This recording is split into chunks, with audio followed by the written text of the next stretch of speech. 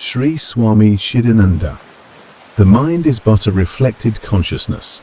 The seeming intelligence, power and perception of the conscious mind are only a borrowed light. The real source is Atman, not the mind. Just as the body is inert, the mind is also inert. The mind is highly subtle matter. Nevertheless, it is matter as distinct from spirit. Ultimately, all wisdom, knowledge and power derive from spirit. A mirror catches the direct light of the sun shining in the sky, and the mirror becomes so powerful with light that it can brighten a darkened room. Seemingly the light comes from the mirror, and yet there is in reality no light in it. The same is the case with the mind. Whatever power the mind is manifesting, it does not ultimately belong to the mind as such, but the Atman that is beyond the mind. That is the true source of light and wisdom. Vedanta has the term reflected consciousness, so mind is understood as only shining with borrowed luminosity. You are a radiant center of pure spiritual consciousness, and that is your true face, as they say in Zen.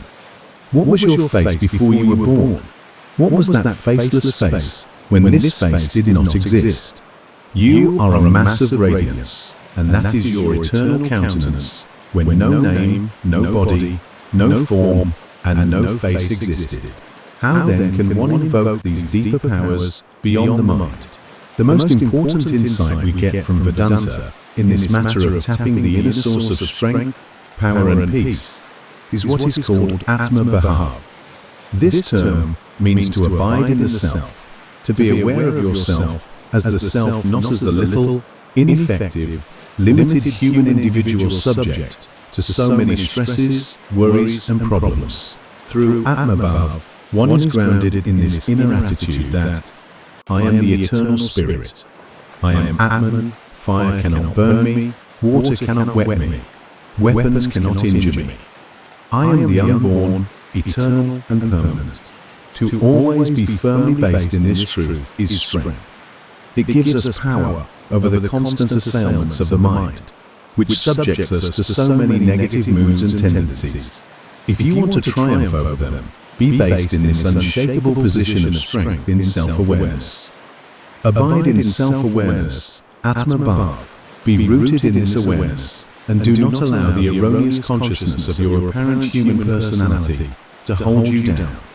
This is a sadhana that you must keep up, because through long ages, we have somehow or another got into the habit of being only in this little human consciousness. This limited body consciousness dies hard, so Vedanta suggests keeping up a continuous current of affirmation of our true identity.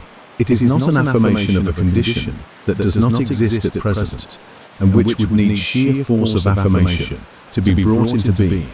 On the contrary, one is emphatically affirming with great faith a condition that is never changing and beginningless. It has been covered over by an erroneous consciousness and wrong identity, but it hasn't got to be recreated, it has instead to be uncovered and brought into manifestation. To that end, Vedanta and its great exponent Sankaracharya have shown us the way of absolute affirmation of the truth of your reality. This affirmation creates Atma-bhav. At present, you have got the feeling that you are this body with an age, height, weight, shape, and so on. But no, this is not what you are. This is what you think you are, and this is what you appear to be to others. But what you truly are is something tremendous. And if you begin to affirm that, and feel that and be that, then all weaknesses and fear will vanish.